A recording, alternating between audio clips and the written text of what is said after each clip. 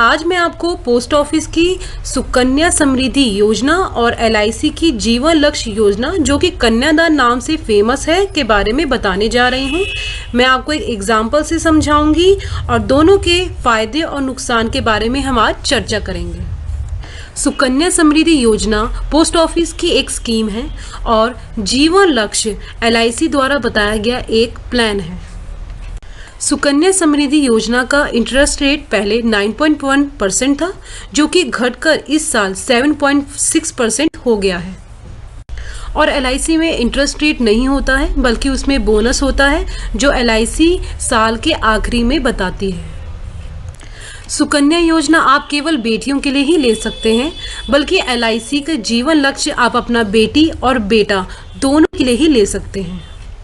सुकन्या समृद्धि योजना में आपको 21 साल बाद ही पैसा मिलेगा। मतलब अगर आपकी बेटी ने अभी जन्म लिया है तो जब वो 21 साल की हो जाएगी तब उसे पैसा मिलेगा, और अगर आपकी बेटी 10 साल की है तो 10 + 21 यानी जब वो 31 साल की हो जाएगी तब उसे पैसा मिलेगा। मगर एलआईसी में प्लान का समय 13 साल से 25 साल तक आप चुन सकते हैं। अगर आपकी बेटी या बेटे ने अभी जन्म लिया है तो आप 25 साल तक का टर्म ले सकते हैं, और अगर आपकी बेटी या बेटे 10 या 11 साल की उम्र के हैं तो आप 13, 15 से लेकर 20 तक अपना टर्म चुन सकते हैं। सुकन्या समृद्धि योजना में अगर आप हर महीने 5,000 रुपीज़ जमा करते हैं तो 21वें साल में आपको मिलेगा 25,46,000 रुपीज़, और यही पैसा यानी 5,000 पर मंथ के हिसाब से अगर आप एलआईसी में डिपॉजिट करते हैं तो 21वें साल में आपको मिलता है 24 लाख रुपीज़। अगर पिता की मृत्यु हो जाती है तो समृद्धि योजना में आपको सारी किस्तें जमा करने पर ही पैसा मिलता है, इसमें कोई रिलैक्सेशन नहीं मिलता है। और एलआईसी में अगर पिता की मृत्यु एक्सीडेंट से होती है तो तुरंत परिवार को 21,60,000 रुपीज़ मिलता है, और नॉर्मल डेथ पर 10,80,000 रुपीज़ मिलता है। और पूरे साल घर खर्च के लिए 1,08,000 रुपीज़ मिलते हैं 20 साल तक, और इसके अलावा 21वें साल में 24 लाख रुपीज़ भी मिलते हैं।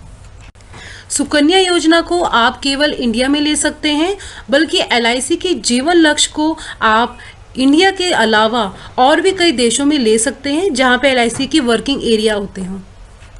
सुकन्या समृद्धि योजना में आपको जो मैच्योरिटी मिलती है वो टैक्स फ्री नहीं होती, बल्कि एलआईसी में जो आपको मैच्योरिटी मिलेगी वो बिल्कुल टैक्स फ्री होगी। तो फ्रेंड्स, मैंने आपको दोनों के बीच का अंतर बताया। अब ये आप पे डिपेंड करता है कि आप क्या चुनते हैं। एलआईसी में समृद्धि योजना के कंपैरिजन में रिटर्न बहुत थोड़ा अंतर होता है, लेकिन उसके फ़ायदे कई होते हैं।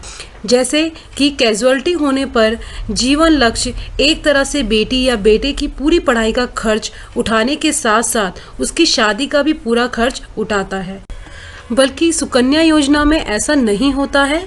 और बल्कि आप देखा जाए तो इस सिचुएशन में ये सुकन्या योजना दुखी परिवार के ऊपर एक बोझ बन जाता है, क्योंकि जो कमाने वाला है जब वो नहीं रहता तो आगे किस्तें आप कैसे जमा कर पाएंगे।